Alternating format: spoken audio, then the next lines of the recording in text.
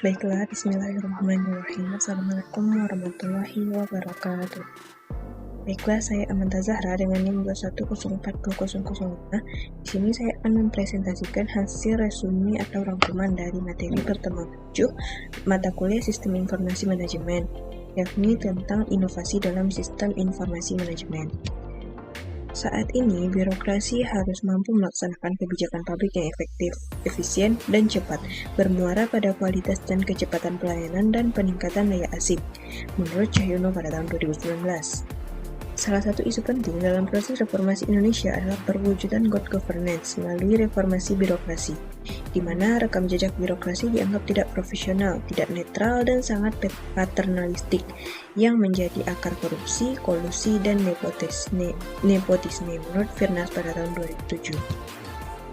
Salah satu cara mengatasi masalah birokrasi adalah dengan inovasi, menurut Andika pada tahun 2017. Inovasi ini dipandang sebagai kebutuhan karena dapat mengatasi masalah patologi birokrasi, meningkatkan kualitas pelayanan publik, memaksimalkan potensi aparatur, serta mengembalikan kepercayaan publik. Inovasi juga dipengaruhi oleh perkembangan teknologi informasi yang pesat. Penerapan e-governance merupakan salah satu upaya yang perlu dilakukan untuk menyikapi hal tersebut, meskipun tidak semua jenis pelayanan publik dapat disediakan sepenuhnya melalui elektronik dalam bingkai e-government, tetapi faktanya sejauh ini banyak kegiatan pelayanan publik melalui elektronik. Pada tahun 2011, pemerintah Provinsi Jawa Tengah mengembangkan aplikasi digital dalam rangka mendukung reformasi birokrasi, yaitu Government Research Management System atau GRMS. Adapun kemudahan dari adanya GRMS ini, yang pertama, kecepatan pelayanan, yang kedua, transparansi, dan yang ketiga, peningkatan kinerja birokrasi. Kemudian, pemerintah Provinsi Jawa Tengah mengembangkan model GRMS ini sejak 2014 melalui SK Gubernur nomor 489 tahun 2014.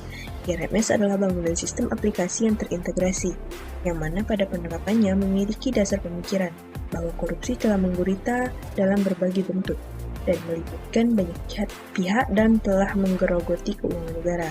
Untuk itu perlu adanya penyikapan, yakni dengan adanya pemerintahan yang baik atau good governance. Sistem ini dibangun dengan latar belakang sulitnya mengakses dan memperoleh data anggaran maupun realisasi program pemerintah Provinsi Jawa Tengah.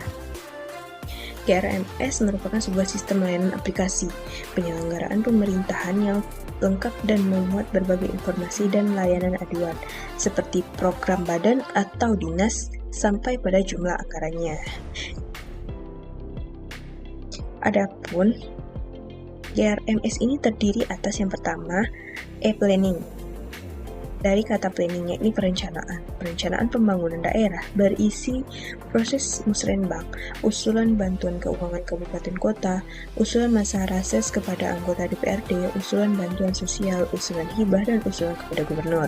Sistem ini memungkinkan proses perencanaan program dan kegiatan pembangunan oleh pemerintah Provinsi Jawa Tengah dapat dilakukan secara cepat dan terpadu antar unit dan melibatkan masyarakat. Yang kedua, e-budgeting, yakni sistem yang digunakan untuk merencanakan anggaran daerah dengan tujuan memberikan panduan dalam proses penyusunan APBD.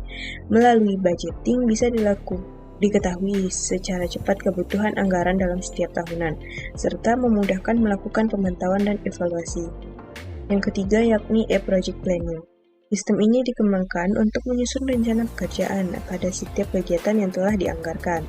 Melalui sistem ini, kegiatan dapat terpantau progresnya serta dengan cepat diketahui masalahnya. Yang keempat, standarisasi harga barang atau SHB, memuat daftar jenis, spesifikasi, teknis, dan harga dari suatu barang atau jasa. Melalui sistem pelaksana kegiatan dapat dengan mudah menentukan besaran anggaran dengan tepat sesuai dengan standar yang berlaku. Yang kelima, penata usahaan. Sistem ini mengakomodasi proses penata usahaan keuangan daerah Provinsi Jawa Tengah. Dengan sistem ini, penata usahaan keuangan bisa dipantau dan dievaluasi setiap saat. Yang keenam, yakni e-delivery. Membuat data terkait terbentuknya sebuah kontrak. Dengan demikian, perkembangan sebuah kontrak dapat dipantau secara online. Yang ketujuh, e-controlling, yakni mencatat pengendalian pelaksanaan kegiatan di setiap unit kerja. yang mana dapat dipantau dengan cepat perkembangannya setiap bulan. Yang ke-8, e-Manif, memuat data target dan realisasi penganggaran seluruh SKPD. Dengan sistem ini, monitoring dan evaluasi pelaksanaan anggaran bisa dilakukan dengan cepat dan tepat. Yang terakhir yakni e-Governor Planning Handbook atau GPH. GPH adalah aplikasi yang digunakan oleh gubernur untuk memantau usulan atau perencanaan dari seluruh elemen di Jawa Tengah. Melalui sistem ini, masyarakat memiliki kesempatan untuk berpartisipasi dalam perencanaan pembangunan, khususnya mengusulkan program atau kegiatan pada pemerintah Provinsi Jawa Tengah.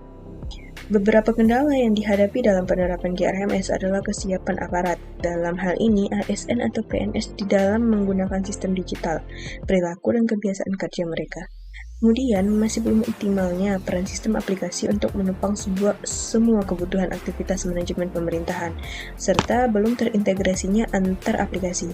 Adapun upaya atau perubahan utama yang diperlukan adalah membangun integrasi antar aplikasi sebagai suatu sistem yang terkait, serta menjadikan digitalisasi sebagai satu-satunya sistem yang dijalankan.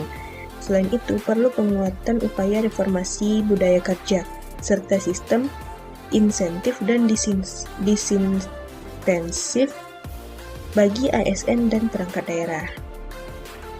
Adapun sumber dari materi yang saya sampaikan adalah Inovasi Manajemen Pemerintahan Berbasis Aplikasi Digital di Provinsi Jawa Tengah, yang mana ditulis pada tahun 2019 oleh Arief Sofyanto, yakni Jurnal Inovasi Kebijakan.